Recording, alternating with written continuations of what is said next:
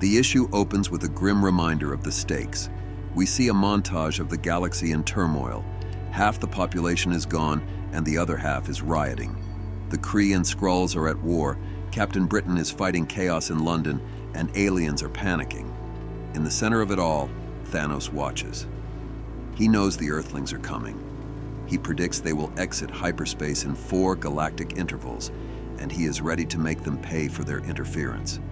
His confidence is absolute. He believes the galaxy's pulse is weakening to make way for his eternal rule. We jump straight into high-octane action. The team is currently brawling with the crew of Baron von Zeppelin, the space Nazi pirate from the last issue. It is a chaotic melee on the deck of a spaceship. Spider-Man is web-slinging, noting that they have an Earth to save. The Hulk is smashing, furious that he has promised to fight, but is only getting puny spacemen. Wolverine and Ms. Marvel are tearing through the Baron's soldiers. The Baron is screaming at his men to blast the heroes, furious at the intrusion. The fight continues. The Hulk is sitting like a massive green wall, taking laser fire without flinching. He complains that he wants to smash, not play with puny spacemen, but Ms. Marvel encourages him to help Spider-Man. Spider-Man, meanwhile, is being dogpiled by soldiers. Wolverine is slashing away, noting that the kid, Spidey, is doing fine despite the soldiers trying to bite him. Ms. Marvel flies through the air, blasting enemies. Baron von Zeppelin is losing his mind. He yells at his men to hyper-keel haul the heroes. His soldiers complain that the Avengers are cheating by using superpowers. The Baron reminds them that they are ruthless space pirates and should cheat back. Meanwhile, on the sidelines, we see US Ace and the owners of the Star Stop diner watching. Ace cannot physically help because he is using his CB skull to remote control the Star Rig truck. Dr. Doom is standing there. When he is asked to help clean up with a mop, Doom indignantly refuses, stating, "Doom does not mop." Instead, Ace gives Doom a different job. Ms. Marvel confronts Baron von Zeppelin directly. He demands US Ace's head, but she does not care who he is. Suddenly, a massive horn sounds. It is the Star Rig. US Ace has remote piloted the space truck to ram straight into the side of the Zeppelin. Wolverine grabs Spider-Man to save him from being sucked out into the pile of soldiers. The Star Rig tears through the pirate ship and flies off. Baron von Zeppelin shakes his fist, vowing revenge on US Ace, even if it takes 1,000 space years. Inside the Star Rig, the team regroups. The Hulk, Wolverine, Spidey, and Ms. Marvel are safe. Suddenly, US Ace and Dr. Doom teleport back to the tram. Presumably, Doom uses his tech to retrieve him with Ace. Doom is holding a mysterious brown paper bag. Spider-Man immediately notices and asks, "Doom, what you got there?" The interrogation begins. Ms. Marvel demands to know what is in the bag. Doom tries to play it cool, saying, "It is nothing," but he is clearly hiding something. Wolverine tells him to spill it. Doom gets defensive, shouting, "Doom does as Doom wishes." Spider-Man, having none of it, uses his web shooters to snatch the bag from Doom's hands. He opens it to find sandwiches. Doom quietly admits, "I made sandwiches." This is the comedic peak of the series. Doom is forced to explain. We get a flashback to the diner. Ace's mom, Wide-Load Annie, is shown bullying Dr. Doom into taking food for the road. She is poking the ruler of Latveria in the chest, telling him her boy is not going anywhere on an empty stomach. Doom is even wearing an apron that says, "Galaxy's Best Mom." Back in the present, Doom looks genuinely shamed, muttering that the woman caught him unaware and it will not happen again. The Hulk, however, is delighted and happily eats a tiny sandwich.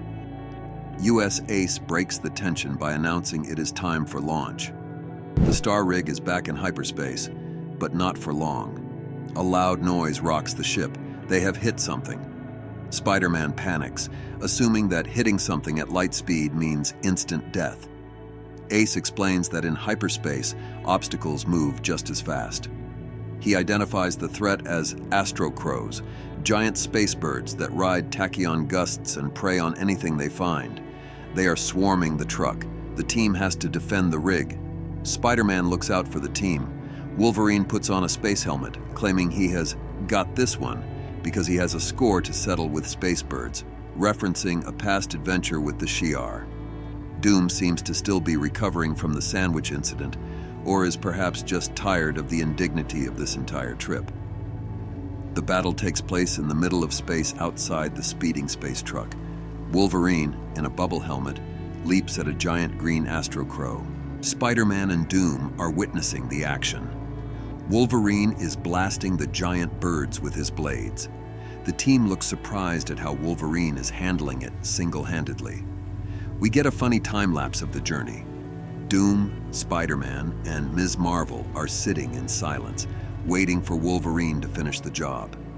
10 minutes later, Ms. Marvel is bored.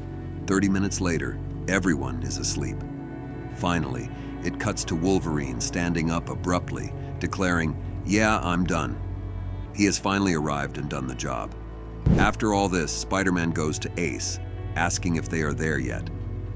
Ace says he once spent a month in hyperspace in one night, showing that time is weird here. This can take hours, days, or even months. Suddenly, a ding sound comes up, and it looks like they are here. Ace announces it and warns the team to hang on. The star rig is floating across space.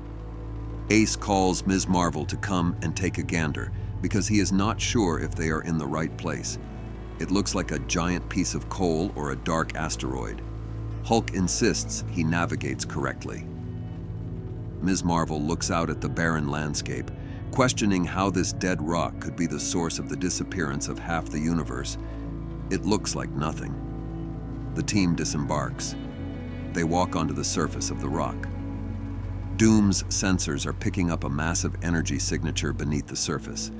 Spider-Man is uneasy. Ace stays in the truck. We can see the stark contrast between the colorful heroes and the dark, foreboding environment. They are walking straight into the lion's den. The trap is sprung. Thanos reveals himself.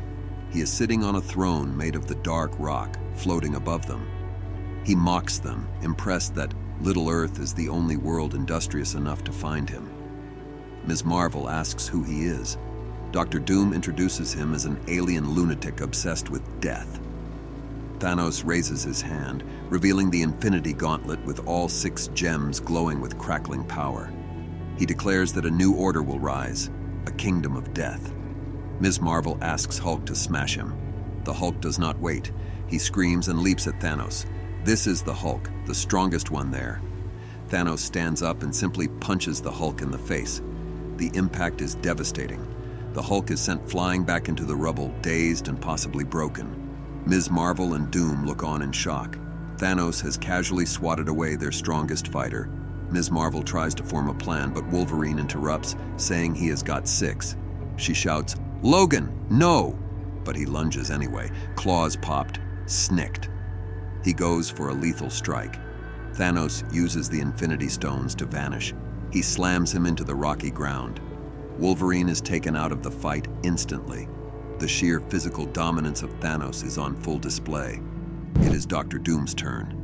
He steps forward, glowing with magical energy. He declares that there is room for only one ruler of the cosmos. He unleashes a massive spell blast, screaming. The energy engulfs Thanos. It looks impressive, but even his energy and powers are not able to beat him down. Thanos is standing there, completely unharmed. He reaches out with the gauntlet. He hits Doom with his helmet. Doom is down, and he is sent careening through the air. Thanos declares that to oppose him is folly. Spider-Man tries to fight. He webs Thanos' face. It is a neat trick, momentarily blinding the Titan.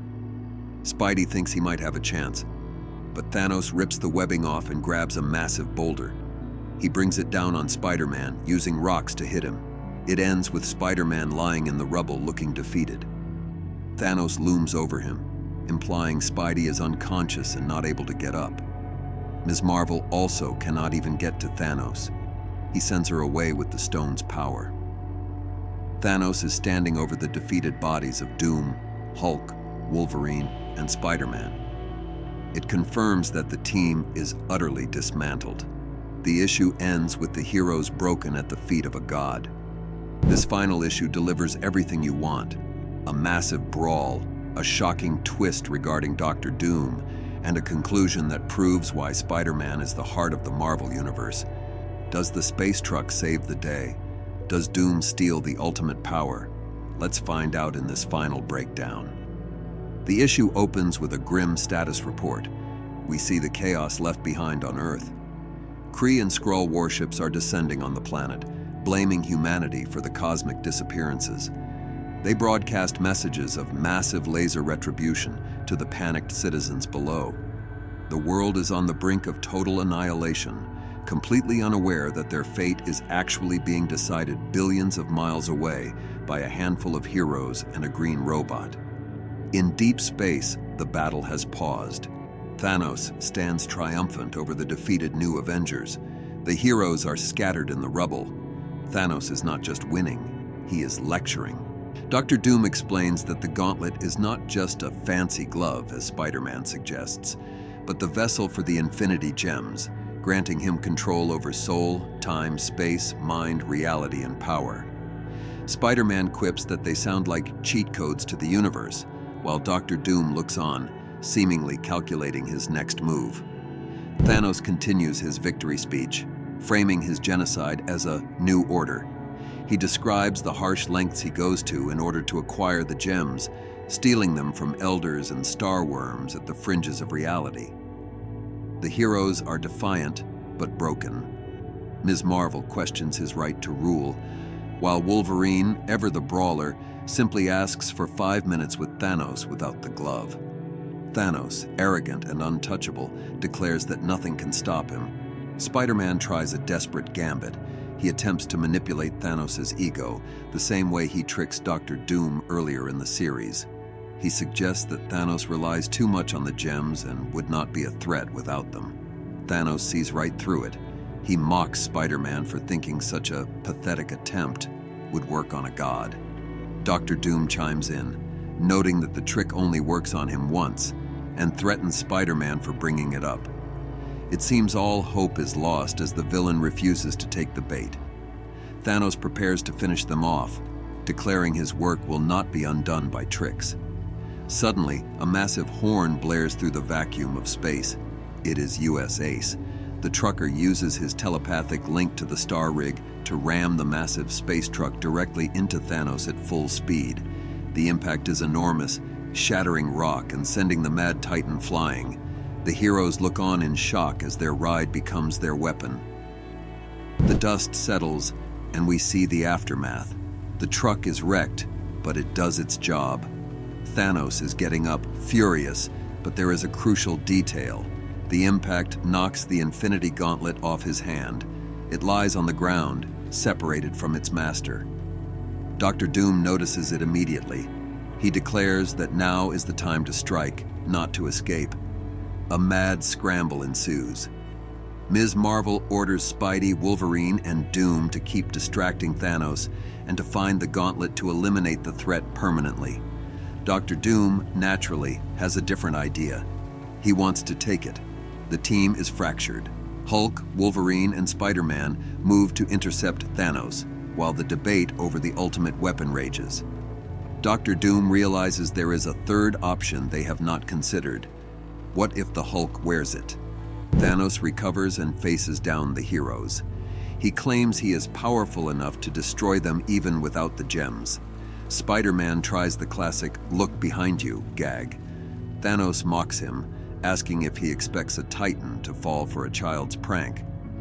But in a perfect moment of comedic timing, Thanos turns around just as the Hulk smashes him with the wreckage of the space truck.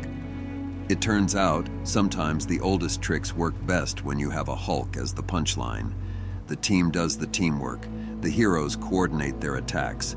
Hulk and Spider-Man keep Thanos off balance. Dr. Doom steps up, claiming he will finish this with honor. He orders the Hulk to smash him. It sounds crazy, but Hulk obliges, hitting Doom's force fields.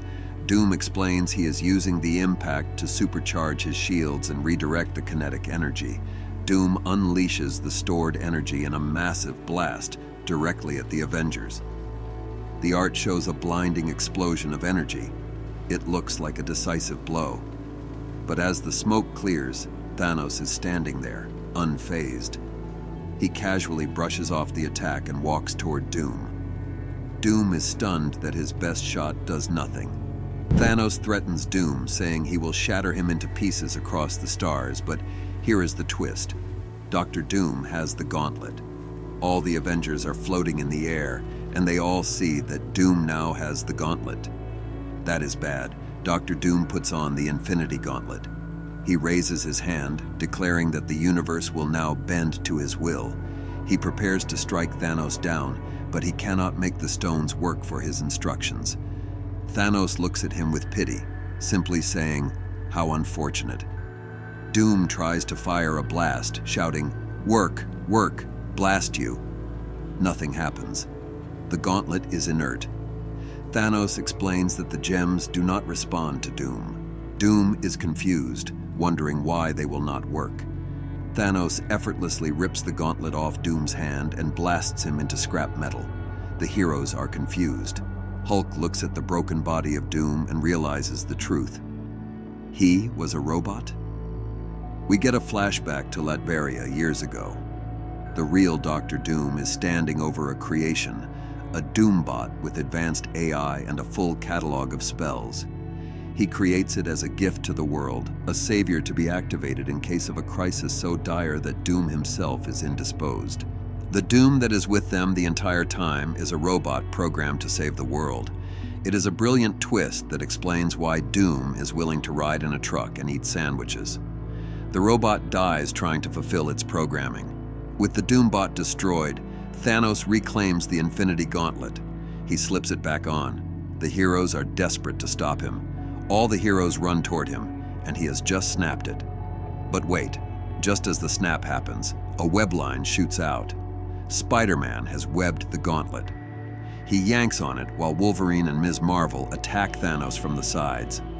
The distraction works. Spider-Man is now holding the most powerful object in existence. Spider-Man stands alone with the gauntlet. Wolverine and Ms. Marvel are holding Thanos back, buying him time. Spider-Man looks at the glove. He knows he has to use it. He slips his hand inside. The sheer power is overwhelming. He says, "I wish." We see a splash of all the incidents happening around the universe, especially on Earth. Heroes fighting on Earth, the Kree and Skrulls, the Fantastic Four, the villains. He sees the infinite possibilities of reality. He wishes Thanos never gets the Infinity Gems. Suddenly, we are back in New York City. The Avengers, Captain America, Thor, Hawkeye, and Scarlet Witch are fighting the Super Adaptoid, exactly where they are in issue number 1 before the disappearances. Spider-Man is there, confused. Hawkeye yells at him to duck. He tells him to stay heads up. Reality is reset. The space adventure never happens for them. Spider-Man asks, "Wait, what?" The battle concludes just as it does before, but this time, no one vanishes. Wolverine slices the robot. Spider-Man runs up to him, excited, asking if he remembers their team-up in space. Wolverine has no idea what he's talking about. He calls Spidey Bub and walks away. Spider-Man realizes he's the only one who remembers the timeline where half the universe dies. The heroes regroup. Spider-Man tries to explain, "Don't you remember? We were in space. There were space pirates and a space trucker." The Avengers look at him like he is crazy. Vision detects a transchronal reaction concurrent to Spider-Man, confirming that something happens even if reality is overwritten. Captain America asks if Spidey is okay. Spidey realizes that the world is safe, the villains are gone, and everything is back to normal. Spider-Man swings away, reflecting on the journey.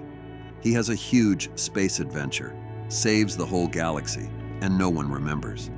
He accepts that being a superhero is not about the glory or the credit.